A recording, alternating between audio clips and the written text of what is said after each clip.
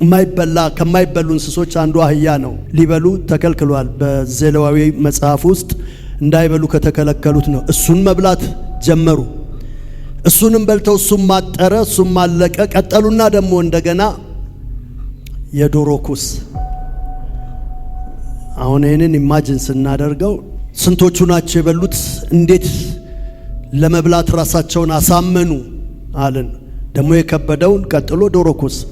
ሶስተኛው ግን እጅግ የከፋ ይሆናል የማይባል ነገር ተራ በተራ ልጆቻቸውን እየቀቀሉ መብላት ጀመሩ ይላል መጽሐፋችን ውስጥ የተጻፈ ነው። እና ያንንም ጀመሩ ይላል። ማን ናቸው እነኚህ ሰዎች? የአብርሃም ዘር የኪዳን ልጆች ናቸው። እና ይሄ እግዚአብሔር በእርግጥ እነኚህን ሰዎች ይወዳል፣ እስራኤልን ይወዳል ብለን እንድንጠይቅ ያደርገናል። ይሄ ሪዝን አውት የሚያደርግ ጭንቅላት ስላለን አይምሮአችን ስለማይቀበል እንዴ ይሄ ህዝብ አምላክ የለውም ወይ? አምላክ ያለው ያውም የአማልክት አምላክ የሆነ አለው እንላለን። እግዚአብሔር በሁለት ነገር መከራ በህይወታችን ያሳልፋል። አንደኛው እኛን ለማስተማር ሲፈልግ፣ ሌላኛው እኛን ለመቅጣት ሲፈልግ። ኢዮብ ለምሳሌ የሚቀጣ ነገር የለውም። ነገር ግን ሉዓላዊነቱን ለመግለጥ ሲፈልግ፣ ክብሩን ለመግለጥ ሲፈልግ ሰው እስከምን ድረስ ለእግዚአብሔር መታመን እንደሚገባው እስከምን ድረስ ሲፈልግ በኢዮብ ህይወት ውስጥ ያለምንም ኃጢአቱ በዛ መከራ ውስጥ እንዲያልፍ አድርጓል። በህይወታችን ውስጥ የሚያልፍ ነገር በክርስትና ህይወታችን ወይም ከክርስትና ህይወታችን ይሄን ቃል ልጠቀም ሊያስደነብረን አይገባም። እግዚአብሔር የለም ምናምን እንድንል አይገባም። አባት የሚወደውን ልጁን እንደሚገስጽ እግዚአብሔርም የሚወዳቸውን ይገስጻቸዋል። እግዚአብሔር በገሰጸ ጊዜ ደግሞ አትማረር ብሎ ይናገራል። እግዚአብሔር ይለምነንና ይፈልገንና ሳያገኘን ሲቀርና ሳንገኝለት ሲቀር በተራው እግዚአብሔር ይደበቅና እኛ እንድንፈልገው ያደርጋል። እግዚአብሔርን ፈልጎን ሲያጣን ተራውን እግዚአብሔር እኛ እሱን እንድንፈልገው ያደርጋል። ፈልጎን አጥቶን እንድንፈልገው አንዳንድ ነገሮች በህይወታችን አሳልፎ ተራችንን እኛ እንድንፈልገው ያደረገ ነው። ኤልሳ እንዲህ አለ። ተናጋሪ እሱ ቢሆንም እንዲህ አለ፣ እግዚአብሔር እንዲህ ይላል። እኔ አይደለሁም። አሁን ከዚህ ቀጥሎ ያለውን ሁኔታ እኔ አይደለሁም፣ ከኔ ውስጥ አውጥቻለሁ የምናገረው።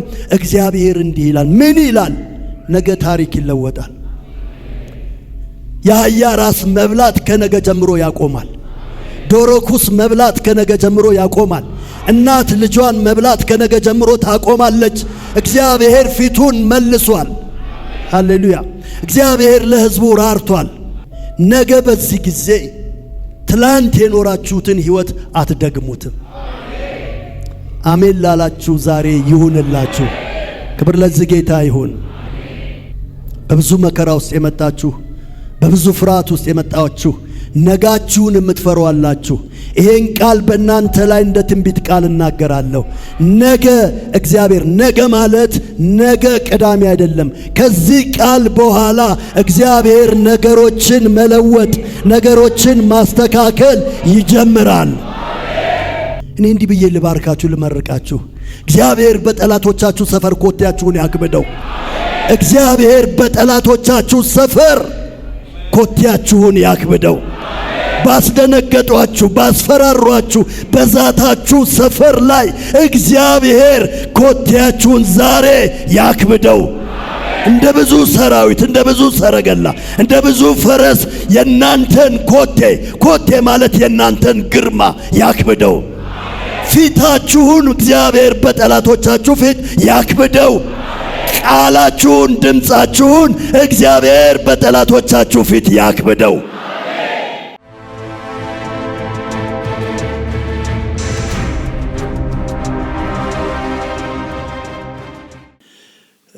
ምዕራፍ 5 ሁለተኛ ነገሥት ላይ ነው መጽሐፍ ቅዱሴን የገለጥኩት። ምዕራፍ 5 ሁለተኛ ነገሥት። ዋናው ሐሳብ በጣም የምናውቀው በአራቱ ለምጻሞች ላይ ነው። በአራቱ ለምጻሞች ታሪክ ላይ ነው። ስለሱ አልነካውም። ለምን? በደንብ ብዙዎቻችን ብዙ ጊዜ ተሰብከናል። እነሱን አልነካም።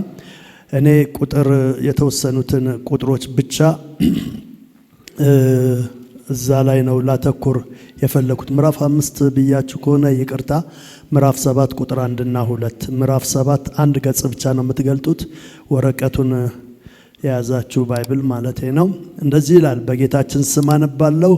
ሁለተኛ ነገሥት ምዕራፍ 7 ቁጥር 1 እና 2።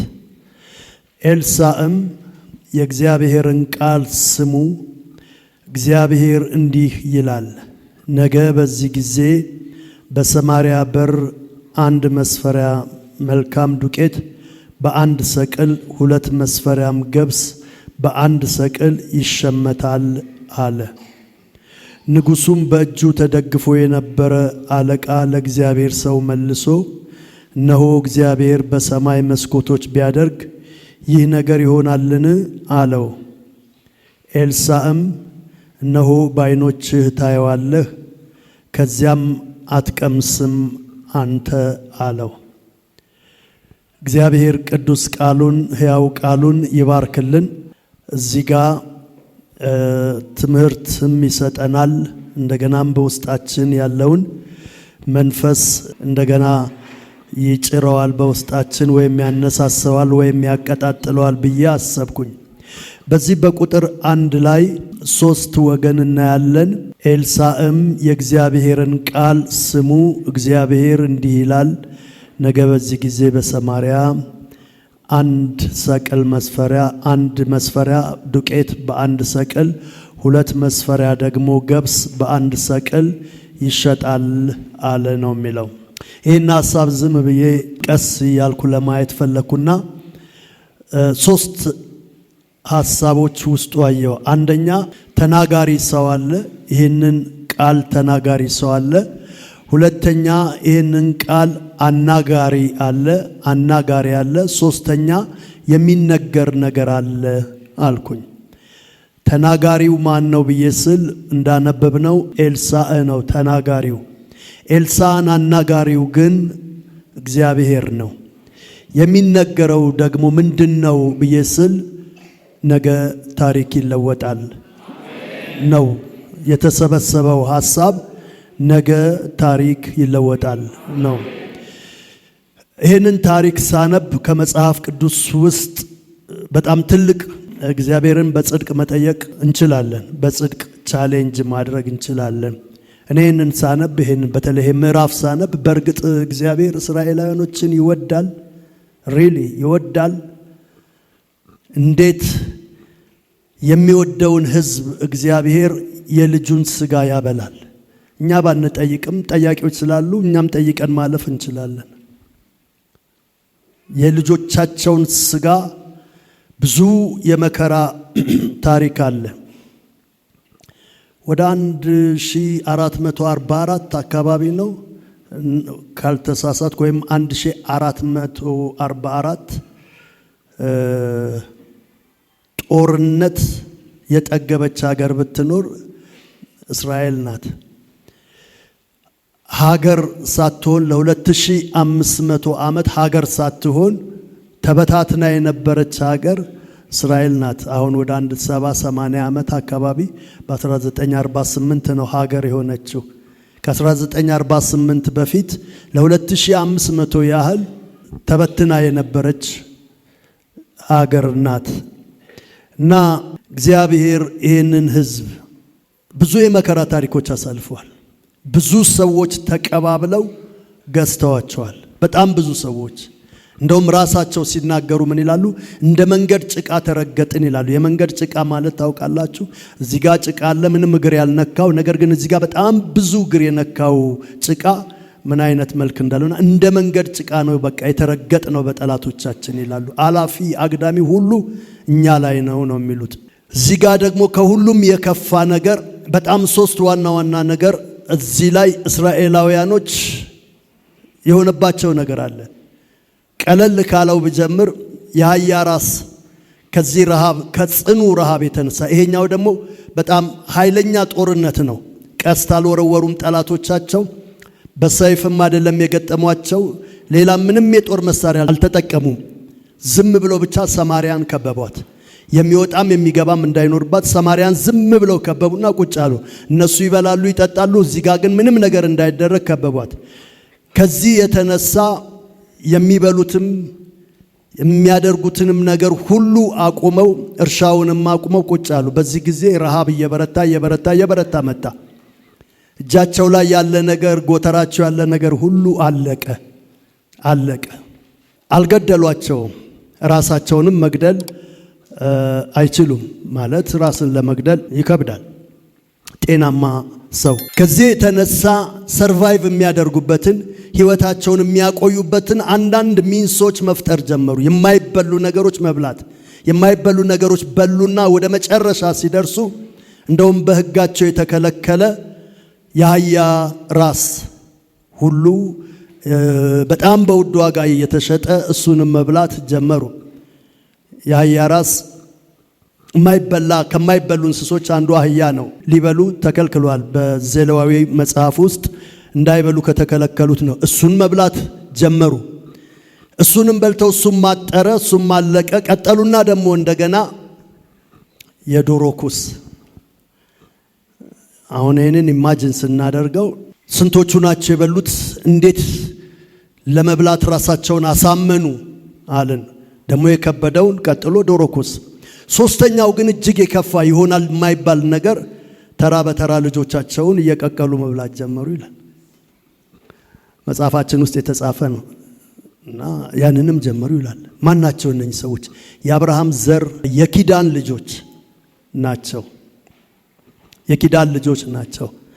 እና ይሄ እግዚአብሔር በእርግጥ እነኝህን ሰዎች ይወዳል፣ እስራኤልን ይወዳል ብለን እንድንጠይቅ ያደርገናል። ይሄ ሪዝን አውት የሚያደርግ ጭንቅላት ስላለን አይምሯችን ስለማይቀበል እንዴ ይሄ ህዝብ አምላክ የለውም ወይ? አምላክ ያለው ያውም የአማልክት አምላክ የሆነ አለው እንላለን። እንደዚህ አይነት ነገር በእኛም ህይወት ሲያልፍ መልስ ማግኘት ስላለብን በእርግጥ እግዚአብሔር ትወደኛለህ፣ በእርግጥ ታውቀኛለህ፣ በእርግጥ ተቀብለኸኛል፣ በእርግጥ ያንተ ፍጥረት ነኝ ምንልባቸው አስጨናቂ ምዕራፎችን ስለምናልፍ እንደዚህ አይነት ነገሮች መልስ ማበጀት መቻል ያስፈልጋል ብዬ አስባለሁ። ያዕቆብ የተመረጠ ሶስተኛው ትውልድ ነው። አብርሃም፣ ይስሐቅ፣ ያዕቆብ እና ፈርዖን ፊት ቆሞ የህይወቱን ምስክርነት ሲናገር ያዕቆብ ምን አለ? የአባቶቼን ያክልም ዘመኔ ወይም እድሜ እጅግ ጥቂትና መከራ የሞላበት ዓመት ነው አለ። መከራ የሞላበት ዓመት ነው አለ። እያንዳንዳቸው ከይስሐቅ ውጪ፣ ይስሐቅ በጣም ያልተነካ ሰው ነው፣ ብዙ ችግር ያላየ ሰው ነው። ሌሎቹ ግን በጣም በመከራ አብርሃምን ጨምሮ ያለፉ ሰዎች ናቸው። እግዚአብሔር በሁለት ነገር መከራ በህይወታችን ያሳልፋል። አንደኛው እኛን ለማስተማር ሲፈልግ፣ ሌላኛው እኛን ለመቅጣት ሲፈልግ። ኢዮብ ለምሳሌ የሚቀጣ ነገር የለውም። ነገር ግን ሉዓላዊነቱን ለመግለጥ ሲፈልግ፣ ክብሩን ለመግለጥ ሲፈልግ፣ ሰው እስከምን ድረስ ለእግዚአብሔር መታመን እንደሚገባው እስከምን ድረስ ሲፈልግ በኢዮብ ህይወት ውስጥ ያለምንም ኃጢአቱ በዛ መከራ ውስጥ እንዲያልፍ አድርጓል። እንደዚህ አይነት ጥያቄዎች እኛ ይኖረናል። እኔ ብዙ ጊዜ ኖሮኝ ያውቃል። አትሊስት ምክንያቱን ንገረኝ፣ ለምን ዋይ ብዬ ያልኩበት ጉዳይ አለ። ለምን እና ምክንያት ያላገኘሁበት ጊዜ አለ። ለአንድ ሳምንት እግዚአብሔርን ያኮረፍኩበት ጊዜ አለ። በዛ ኩርፊያ ውስጥ እስኪናገረኝ ፈልጌ ሳይናገረኝ ቀረ። ግን በዛ ኩርፊያ ውስጥ የዕለት ነገሬን አላቆምኩም። እጸልያለሁ፣ እግዚአብሔርን ቃል አነባለሁ። እንደው መጽሐፍ ቅዱስ ትምህርት ቤት ውስጥ ነበርኩኝ ያኔ። ምልላችሁ ፈልጌ ነው፣ በህይወታችን ውስጥ የሚያልፍ ነገር በክርስትና ህይወታችን ወይም ከክርስትና ህይወታችን ይሄን ቃል ልጠቀም ሊያስደነብረን አይገባም። እግዚአብሔር የለም ምናምን እንድንል አይገባም። የህይወታችንን ጽናት እንደውም በሌላ ስፍራ ዕብራውያን ላይ ምን ይላል? አባት የሚወደውን ልጁን እንደሚገስጽ እግዚአብሔርም የሚወዳቸውን ይገስጻቸዋል። እግዚአብሔር በገሰጸ ጊዜ ደግሞ አትማረር ብሎ ይናገራል። አትማረር፣ ተቀበል። ተግሳጽ ነው፣ ሼፕ ሊያደርግህ ነው። የመጽሐፍ ቅዱስ አስተማሪዎች ዲሳይፕል ዊዛውት ዲሲፕሊን ዜር ኢዝ ኖ ዲሳይፕል ይላሉ። ዲሲፕሊን ከሚለው ቃል ነው። ኦሪጂናል ቃሉ የዲሳይፕል ዲሲፕሊን ነው። ከዲሲፕሊን ነው ዲሳይፕል የመጣው። ሰው ዲሳይፕል ለመሆን ዲሲፕሊን ሳይሆን ዲሳይፕል መሆን አይቻልም። እና የጌታ ኢየሱስ ክርስቶስ ዲሳይፕል ለመሆን ተከታይ ደቀ መዝሙር ለመሆን ዲሲፕሊን መሆን ያስፈልጋል ይላሉ። እና በዚህ ስፍራ ላይ እነኚህ ሰዎች እንዴት ልጃቸውን እስኪበሉ እግዚአብሔር ዝም አለ ብለን ስንል የኃጢአት ዋጋ የሚያስከፍለው እዚህ ጋር እግዚአብሔር ከዚህ በፊት እዚህ ስፍራ ላይ ቆሜ አገልግያለሁ። እግዚአብሔር ይለምነንና ይፈልገንና ሳያገኘን ሲቀርና ሳንገኝለት ሲቀር በተራው እግዚአብሔር ይደበቅና እኛ እንድንፈልገው ያደርጋል። እግዚአብሔርን ፈልጎን ሲያጣን ተራውን እግዚአብሔር እኛ እሱን እንድንፈልገው ያደርጋል። በሁለተኛ ዜና ምዕራፍ 20 ቁጥር 1 ላይ በሶስት ወገን ጠላቶች መጡብህ ብለው ለኢዮሳፍጥ ሲነግሩት ኢዮሳፍጥና የይሁዳ ሕዝብ እግዚአብሔርን ሊፈልጉ ፊታቸውን አቀኑ ይላል። እግዚአብሔርን ሊፈልጉ እግዚአብሔር ፈልጎ ሲያጣቸው ተራውን እግዚአብሔር እንዲፈለግ እግዚአብሔርን የሚፈልጉበትን ነገር አመጣባቸው በሶስት ወገን። ይሄን ታላቅ ወገን ልንገጥመው ወይም ልንቋቋሙ አንችልምና አቤቱ አይኖቻችን ወደ አንተ ናቸው ብለው እግዚአብሔርን ይፈልጉ ዘንድ ጾም ጸሎት አወጁ። እግዚአብሔርን ይፈልጉ ዘንድ በይሁዳ ተከማቹ የሚል ቃል ተጽፏል። አሁንም ልብ ብላችሁ አድምጡኝ። ጌታ ኢየሱስ ክርስቶስ እና አልዓዛር ቤት ሲሄድ አልዓዛርን በጣም ይወደዋል። በሄደ ቁጥር ግን አያገኘውም። ተራውን እንዲፈለግ ጌታ ኢየሱስ ክርስቶስ እዛ ቤት ውስጥ ኢየሱስ የሚያስፈልግበትን ነገር አመጣ እና ተራውን ኢየሱስ ይፈለግ ጀመረ። ኢየሱስ ያለበት ድረስ ላኩና የምትወደው አልዓዛር ታሟል ድረስለት አሉት። አልደረሰለትም። ሲታመምም ዝም አለ፣ ሲሞትም ዝም አለ፣ ሲቀበርም ዝም አለ። ከሰነበተ በኋላ ሄደ። ምዕራፍ 11 ቁጥር 1 ጀምሮ ሙሉ ምዕራፍ የዮሐንስ ወንጌል ላይ ታገኙታላችሁ። ምዕራፍ 11 ላይ ከዛ በኋላ ዘግይቶ ሄደ። ያው የሚያደርገውን አደረገ። አልዓዛርን መለሰው። ምዕራፍ 12 ላይ ሄዳችሁ ስታነቡ እንደዚህ ይላል። ኢየሱስ ምዕራፍ 12 ላይ እንደገና እነሱ ቤት ሄደ። እነሱ ቤት ሲሄድ አልዓዛርን ለመጀመሪያ ጊዜ ቤት ውስጥ አገኘው። ከዛ በፊት አግኝቶት አያውቅም። አልዓዛር ጋር ሲሄድ እሱ ሜዳውን ነው ያለው፣ ደጁን ነው ያለው። ማርያምና ማርታ ናቸው እዛ ቤት ያሉት። አልዓዛር ግን በጣም የሚወደው ኢየሱስ አያገኘውም። አልዓዛርን ያገኘው ዘንድ አልዓዛርን ገደለው እና መሞቱን ሪፖርት ሲነግሩት አውቄያለሁ፣ ይሄ ለሞት አይደለም ህመሙ የእግዚአብሔር ልጅ ይከብርበት ዘንድ ነው፣ የእግዚአብሔር ልጅ ይጠግበው ዘንድ ነው፣ የእግዚአብሔር ልጅ ያገኘው ዘንድ ነው ብሎ አለው። አንዳንዶቻችን እዚህ ውስጥ ያመጣን ብዙዎቻችን ምናልባት 90%ዎቹ ወደ ጌታ የመጣን ወደ ጌታ ጉያ ውስጥ የገባን ፈልጎን አጥቶን እንድንፈልገው አንዳንድ ነገሮች በህይወታችን አሳልፎ ተራችንን እኛ እንድንፈልገው ያደረገ ነው እና ምዕራፍ 12 ላይ እንደዚህ ይላል። ከሞትም ያስነሳው አልዓዛር ከኢየሱስ ጎን ተቀምጦ ነበር። ብዙ አይሁዳውያኖችም እየመጡ ወደ ኢየሱስን አይተው ሳይሆን አልዓዛርን ከሞት ያስነሳውን እያዩ በኢየሱስ ያምኑ ነበር ይላል። መገልገልም ጀመረበት ማለት ነው ጌታ ኢየሱስ ክርስቶስ። እና እነኚህ ሰዎች ምን ያህል እግዚአብሔር ፈልጎ ስላጣቸው ያንን ያህል እግዚአብሔር ጨክኖባቸው ቅድም ያልኩትን የማይበሉ ነገሮች እንዲበሉ አደረገ። እንደውም እዚህ ጋር ለንጉሱ ሪፖርት የተደረገውን ታሪክ እናውቃለን። ትላንትና የኔን ልጅ በላች፣ ዛሬ አንቺን ልጅ እንብላ ስንላት ይህንን ንጉሱ አያውቅም። በጓዳ ውስጥ የሆነ መንደር የተደረገ ነው። ንጉሱ በጣም ከመደንገጡ የተነሳ እኔ ከመጥመቂያው ነው ወይስ ከጎተራው ካውድማ ከየቱ ነው መረዳው ብሎ ልብሱን ቀደደ። መጎናጸፊያውን ሲቀድድ በውስጡ ምን አዩ ይላል? ይሄ ሳክ ክሎዝ ይሉታል። ምንድነው? ማቅ ማቅ ለብሶ ነበር። ማቅ ማለት የግመል ጸጉር በፈሩ በኩል መልበስ ማለት ነው። የግመል ጸጉር በቆዳው በለስላሳው በውስጠኛው ቆዳው ሳይሆን በውጭው በኩል እሱን ለብሰው ሲንቀሳቀሱ እጅግ በጣም ይበላል በጣም እና ቀን ሙሉ ሰውነታቸውን እንድታኮ ያደርጋቸዋል።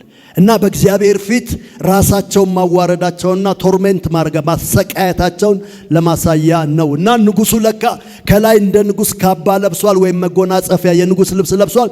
ከስር ግን እሱም ለካ ማቅ ለብሷል ማንም እንዳያየው። እና በዛ ድንጋጤ ውስጥ ስላለ ልብሱን ሲቀድድ ያ ማቅ ታየበት ይላሉ። ጌታችን ኢየሱስ ክርስቶስ መስቀል ላይ ሲሰቀል እንደዚሁ አይነት ጭካኔ እግዚአብሔር በልጁ በኢየሱስ ላይ ጨክኗል። አሁን ለምንድን ነው በሰው ላይ የጨከነው? በዛ ዘር ላይ ኢየሱስ ክርስቶስ ኃጢአት ሰርቶ አይደለም። ነገር ግን መስቀል ላይ የኛን ሁሉ ኃጢአት ተሸክሞ ሲያየው አብ ፊቱን አዞረበት።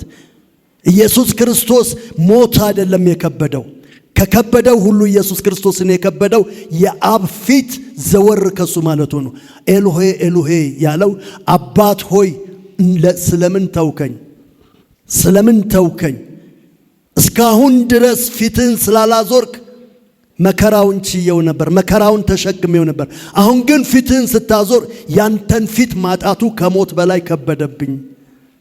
በላይ ከበደብኝና በዚህ ሁኔታ ውስጥ እንዴት ፊትህን ታዞርብኛለህ? ለምን ብለን ስንል እግዚአብሔር ኢየሱስን ሊያየው ሲፈልግ ኢየሱስ በእኛ ኃጢአት ተሸፍኖ ስለነበረ እግዚአብሔር አይኖቹ ኃጢአትን ይጸየፋሉ፣ ኃጢአተኛን ግን ይወዳሉ። ግን ኃጢአትን ስለሚጸየፉ እግዚአብሔር አይኑን ከኢየሱስ ላይ አነሳ እና ኢየሱስ ያኔ በጣም ከበደው። አንተ ተውከኝ፣ አንተ ትተውኛለህ? ሌላው እነኚህ ሁሉም እንደሚተውኝ አውቃለሁ፣ ነግሬያቸዋለሁ። ምዕራፍ 12 ዮሐንስ ወንጌል ላይ ብሏቸዋል። ሁላችሁም ትታችሁኝ፣ አብ ግን ከኔ ጋር ነው ብሎ በአባቱ ፎክሮ ነበር። አብ አይተውኝም፣ አብ ግን ከኔ ጋር ነው ብሎ ነበር። አብም ፊቱን አዞረበት ይላል። ለምን? ኃጢአት ውስጥ ኢየሱስን አየው። ኃጢአተኛውን ኢየሱስን ሳይሆን ኃጢአት የተሸከመውን ኢየሱስን። እና እግዚአብሔር ከኃጢአት ጋር ምንም ግራውንድ ስለሌለው የኃጢአታቸው ዋጋና ለኛ ደግሞ ዛሬ ትምህርት እንዲሆነን ነው። ወደ ዋናው ሐሳቤ ልምጣ። ቀደም እንዳልኳችሁ ተናጋሪ ኤልሳዕ ነው። አናጋሪ እግዚአብሔር እንደሆነ ኤልሳዕ እንዲህ አለ። ተናጋሪ እሱ ቢሆንም እንዲህ አለ፣ እግዚአብሔር እንዲህ ይላል። እኔ አይደለሁም። አሁን ከዚህ ቀጥሎ ያለውን ሁኔታ እኔ አይደለሁም ከኔ ውስጥ አውጥቻለሁ የምናገረው። እግዚአብሔር እንዲህ ይላል። ምን ይላል? ነገ ታሪክ ይለወጣል። የአህያ ራስ መብላት ከነገ ጀምሮ ያቆማል። ዶሮ ኩስ መብላት ከነገ ጀምሮ ያቆማል። እናት ልጇን መብላት ከነገ ጀምሮ ታቆማለች። እግዚአብሔር ፊቱን መልሷል። ሃሌሉያ! እግዚአብሔር ለሕዝቡ ራርቷል። መጽሐፍ እንደዚህ ይላል፣ እግዚአብሔር የሰውን ልጆች ከልቡ አያስጨንቅም ይላል። እግዚአብሔር የሰውን ልጆች ከልቡ አያስጨንቅም ይላል። እና የዚህ ሰው መልእክት ይሄ ነው። ነገ በዚህ ጊዜ ትላንት የኖራችሁትን ህይወት አትደግሙትም። አሜን ላላችሁ ዛሬ ይሁንላችሁ። ክብር ለዚህ ጌታ ይሁን። አትደግሙትም። ይሄ ታሪክ ነገ ያልፋል፣ ያበቃል፣ ያከትማል። እግዚአብሔር ላይን አበጅቶለታል ነው የሚላቸው። ነገ ታሪክ ይለወጣል። በብዙ መከራ ውስጥ የመጣችሁ፣ በብዙ ፍርሃት ውስጥ የመጣችሁ ነጋችሁን የምትፈሩ አላችሁ። ይሄን ቃል በእናንተ ላይ እንደ ትንቢት ቃል እናገራለሁ። ነገ እግዚአብሔር፣ ነገ ማለት ነገ ቅዳሜ አይደለም። ከዚህ ቃል በኋላ እግዚአብሔር ነገሮችን መለወጥ፣ ነገሮችን ማስተካከል ይጀምራል። ክብር ለዚህ ጌታ ይሁን። እግዚአብሔር ኮንዲሽን አይቶ የሚሰራ አምላክ አይደለም። ኮንዲሽን አይጠብቅም። ምንም አይነት ነገር ስለማይገድበው ስለማይዘው ያለ ኮንዲሽን ነው የሚሰራው። ውሃ ሊያጠጣቸው ሲፈልግ ደመናም ንፋስም አታዩም፣ ውሃ ግን ትጠጣላችሁ። ቀደም እንደተሰማነው እግዚአብሔርን ቃል ከዚህኛው ወደዛኛው ለመሻገር ቀይ ባህርን ጀልባ እንደ ኖህ ስሩ አልላችሁም? ባህሩ ይከፈልና ትሄዳላችሁ። የእስራኤልም ልጆች በጠሊቅ በደረቅ ተሻገሩ ይላል። በጠሊቅ በደረቅ ተሻገሩ ይላል። እስኪ ግራና ቀኝ የተከፈለውን ውሃ ዝም ብላችሁ አስቡ። ምን ሆኖ ነበር? እንደዚህ ግድግዳ ሆኖ ነበር። አንዳንዱ ምናልባት እየዳሰሰውም ይሆናል እኮ እየተደገፈውም ይሆናል። በዚህ ስፍራ ላይም እግዚአብሔር ነገ መዝራት ትጀምራላችሁ፣ ነገ ዝናብ መዝነብ ይጀምራል፣ ነገ እርሻ ይሆናል አላለም። ነገ ግን ታሪክ ይለወጣል። ሬዲሜድ የሆነ ነገር ነገ ታገኛላችሁ። ጥሬ ነገር አይደለም፣ ያልበሰለ ነገር አይደለም፣ ዱቄት ነው የሚሸጠው አላቸው። ዱቄት ነው የሚሸጠው። ገና ከእርሻ የሚመጣ ነገር የሚታጨድ ነገር አይደለም። ነገ በዚህ ስፍራ ዱቄት ይሸጣል አላቸው። ሬዲሜድ የሆነ ወስዳችሁ ቤታችሁ የምታበስሉት ነገር እኔ አይደለም፣ የእግዚአብሔር ቃል ነው ያለው። ይሄንን አለ። ይሄንን ያለ እግዚአብሔር ነው አለ። ይሄንን ያለ እኔ አይደለሁም፣ እግዚአብሔር የእግዚአብሔር። ሁለተኛ ጴጥሮስ ምዕራፍ 1 ቁጥር 20 እና 21 ላይ እንደዚህ ይላል፣ ትንቢት በሰው ፈቃድ አልመጣም፣ የእግዚአብሔር ሰዎች ወይም ቅዱሳን ተነድተው በእግዚአብሔር መንፈስ ነው ያመጡት ወይም የጻፉት ይላል። ይሄ ሰውዬ ባለው ሁኔታ ውስጥ ሆኖ ሁኔታውን ብቻ ቢያይ ይሄን ትንቢት አይናገርም። ከሁኔታ በላይ የሆነው አምላኩን አየና እንዲህ አለ። ያለውን እግዚአብሔር ያለውን ይሄ በእኛ አሁን በአዲሱ ቋንቋ እንደወረደ እንደሚባለው ያየውን ነገር እንደወረደ ተናገረ። ነገ ነው ያለኝ እግዚአብሔር አለ። ከወር በኋላ ታገሱ አይደለም፣ ከ15 ቀን በኋላ ታገሱ አይደለም። ነገ በዚህን ጊዜ የአህያ ራስ ልትገዙ አትሄዱም። ዶሮ ኩስ ልትገዙ አትሄዱም። ራሱ ቃሉን ፕሬዘንት ማድረግ በጣም ይከብዳል እኮ መናገር ይከብዳል። አትሄዱም። ለነገ የተዘጋጁ የሚቀቀሉ የሚበሉ ልጆች አይበሉም። በዚህ ሄቪ በሆነ መከራ ውስጥ ያላችሁ እግዚአብሔር ነገ ይደርስላችኋል። እግዚአብሔር ነገ ለናንተ ታሪክ ይለውጥላችኋል። እግዚአብሔር ይህንን ያደርጋል ነው የሚለው። በጌታ በኢየሱስ ስም ይሁንላችሁ። ዛሬ የመከራችሁ ምንጭ በኢየሱስ ስም ይድረቅ። እግዚአብሔር የመከራችሁን ምንጭ ያድርቀው። እግዚአብሔር የመከራችሁን ቁስል ሰንኮፉን ይንቀለው። ይህን ቃል በእናንተ ላይ እንደ እግዚአብሔር አገልጋይ አጸናለሁ። እኔ ይህ ቃል ልቤን ደግፎታል። ኖት ኦንሊ ዛት እንደዚህ አይነት ታሪክ በእኔ ሕይወት ውስጥም ያለፋል። ነገ ከዚህ የከፋ ይሆናል፣ የባሰ ይሆናል። አይሆንም። በአስቴር መጽሐፍ ምዕራፍ 9 ቁጥር 1 እና 2 ላይ ስታዩ እንደዚህ የሚል ቃል ተጽፏል። በጣም የድል ቃል ነው። እስራኤላውያኖች ብዙ በዓሎቻቸው የመከራ በዓል ናቸው። ከመከራ ያለፉበት ፋሲካን ብታዩ ከባርነት የወጡበት ነው። ይሄኛውን ግን እንደ ክሪስማስ የነሱ ክሪስማስ የአይሁዳውያኖች ክሪስማስ እዛ ምዕራፍ 9 አስቴር ላይ ያለ ነው። ስሙም ፑሪም ይባላል።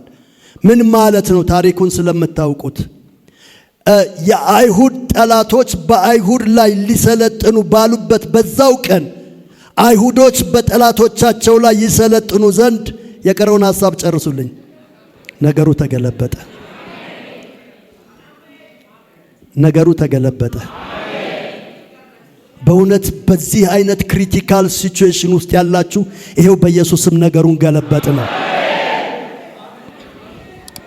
ያለቀ ነገር፣ የተቆረጠ ነገር በቃ ሃው እንዴት ሊሆን ይችላል? መጀመሪያ የደረሰው ደብዳቤ ለዚህ ቀን ተዘጋጁ፣ ሰይፋችሁን ስላችሁ አይሁዳውያኖችን ሁሉ ከምድር ገጽ የምታጠፉበት ነው ተብሎ በሱሳ ግንብ በአዋጅ ታውጆ ያለቀ ነው። የአይሁድ ጠላቶች ሁሉ እስኪነጋ ነው ጠዋት የሚጠብቁት። በሌሊት እግዚአብሔር ሌላ ቃል ሌላ አዋጅ ይዞ ገስግሶ መጣና ነገሩ ተገልብጧል አለ። ለአይሁዶች መርዶ የነበረውን ለአይሁዶች የምስራች ደረሰ። ከሰማይ የዳኞች ዳኛ፣ የጌቶች ጌታ፣ የነገስታት ንጉሥ ሌላ አዋጅ አውጥቷል። በኢየሱስ ስም ዛሬም ነገራችሁ ይገልበጥ። ወደዚህ ቤት ያመጣችሁ ጉዳይ እግዚአብሔር ይድረስላችሁ። እግዚአብሔር ይገስግስላችሁ። በጣም እኮ የሚገርም ነገር ነው። በዛ ሌሊት የሚገሰግሰው ፈረስ ነገሩ ተገልብጧል ብሎ አዋጅ ይዞ የሚሄደው ፈረስ መንገድ ላይ እንቅፋት አላገኘው። ጉዳዩ ከእግዚአብሔር ነው። ትእዛዙ ከእግዚአብሔር ነው። መደረስ አለበት። ክሪቲካል የሆነ ነገር ነው። ጠዋት ሲነጋ 12 ሰዓት ወደ አክሽን ሊሄዱ የተዘጋጁ የአይሁድ ጠላቶች አሉ። ሌሊቱን ሙሉ ግን ሲገሰግስ መንገድ ላይ ያለ ላባ ሌሊቱን ሙሉ እየገሰገሰ ያዕቆብ ጋር ሊደርስ ጥቂት ሲቀረው በትሩን ይዞ ወዴት ነው የምትገሰግሰው አለው። ባሪያዬን በክፉ ነገር ትናገረውና ተጠንቀቅ። አንዳንዱን እኮ ይህንን ያዕቆብ ያውቃል አያውቅም። እሱ ዝም ብሎ መሄዱን ነው የሚያውቀው። ለካ እግዚአብሔር በመንገድ ጣልቃ ገብቶለታል። ወደሱ የሚገሰግሰውን ጠላት ካሁን ሰዓት ቀረኝ፣ ካሁን እጄን እንደዚህ ያደረኩኝ አሳረፍኩበት የሚለው ላይ እግዚአብሔር ቀድሞ መጣና በመሃል ጣልቃ ገባ። በያዕቆብና በጠላቱ መካከል ጣልቃ ገባና አንተ ተጠንቀቅ፣ የኪዳን ሰው ነው አትነካውም። እንኳን ልትነካው በክፉ ትናገረውና ተጠንቀቅ። ይህን ምስክርነት ማን ነው የመሰከረው? እግዚአብሔርም ለያዕቆብ አልነገረውም። ራሱ ጠላቱ ላባ ነው። አምላክህ እግዚአብሔር በመንገድ አግኝቶ ባይናገረኝ ኖሮ ዛሬ በአንተ ላይ እንዲና እንዲያ ባደረጉብህ ነበረ።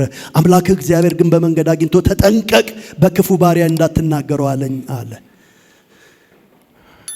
ዳዊት ሌላ ስፍራ እንደዚህ ይላል፣ በሞትና በእኔ መካከል አንድ እርምጃ ሲቀር እግዚአብሔር ጣልቃ ገባ ይላል። የዛንም ስፍራ ስም ዳዊት የማምለጫ አለት አለው ይላል። ያ የማምለጫ አለት ሮክ ኢየሱስ ክርስቶስ ነው።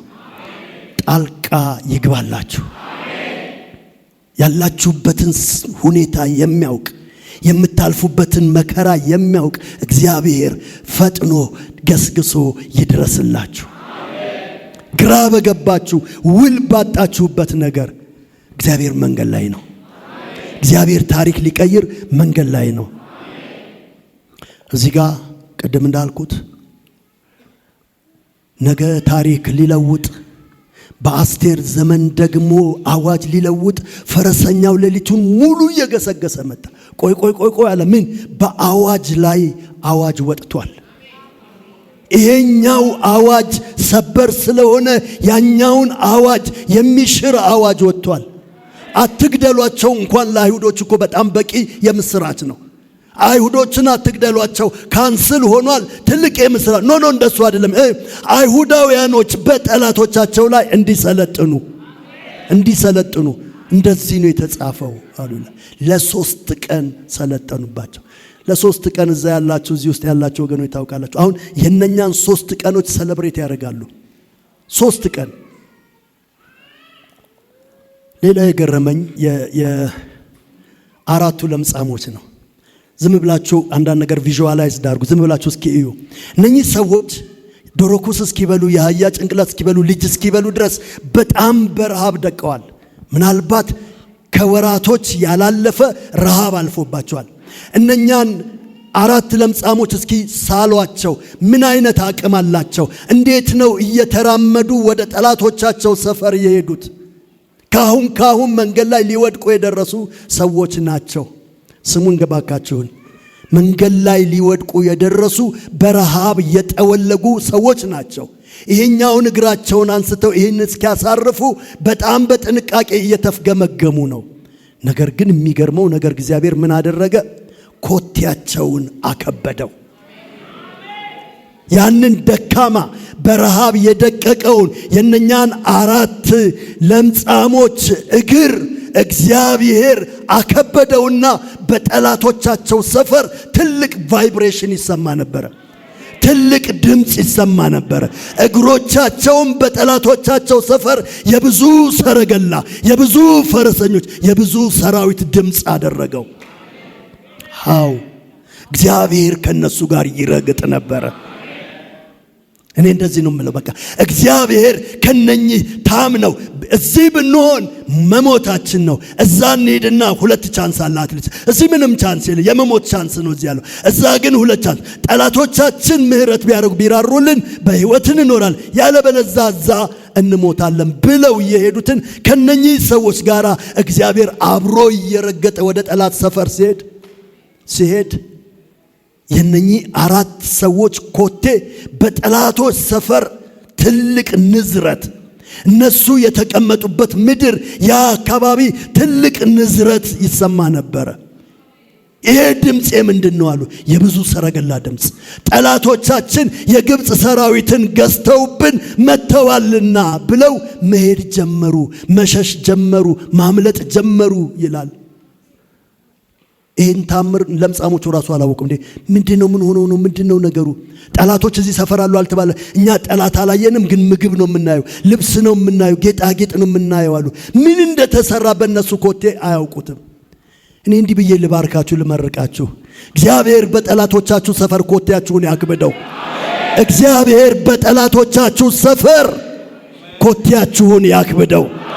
ባስደነገጧችሁ፣ ባስፈራሯችሁ፣ በዛታችሁ ሰፈር ላይ እግዚአብሔር ኮቴያችሁን ዛሬ ያክብደው። እንደ ብዙ ሰራዊት፣ እንደ ብዙ ሰረገላ፣ እንደ ብዙ ፈረስ የናንተን ኮቴ ማለት የናንተን ግርማ ያክብደው።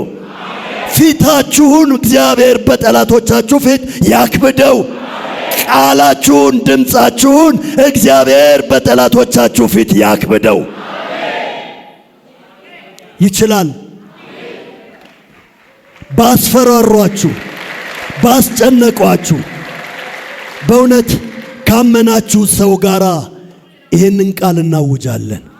ያልኩት ኮቴያችሁን ያክብደው፣ እግራችሁን ያክብደው።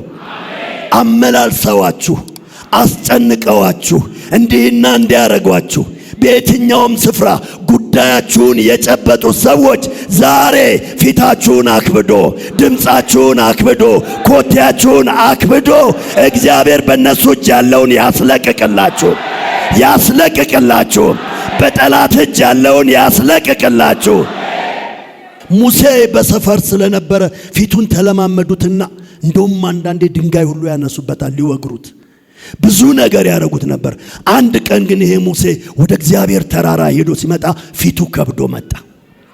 ፊቱ ከብዶ ስለመጣ እንኳን እንደ ድሮ አፋቸውን ሊያላቅቁበት ቀርቶ ቀና ብለው ማየት አቃታቸው። ፊቱን ቀና ብለው ማየት አቃታቸው። እኔ ውስጤ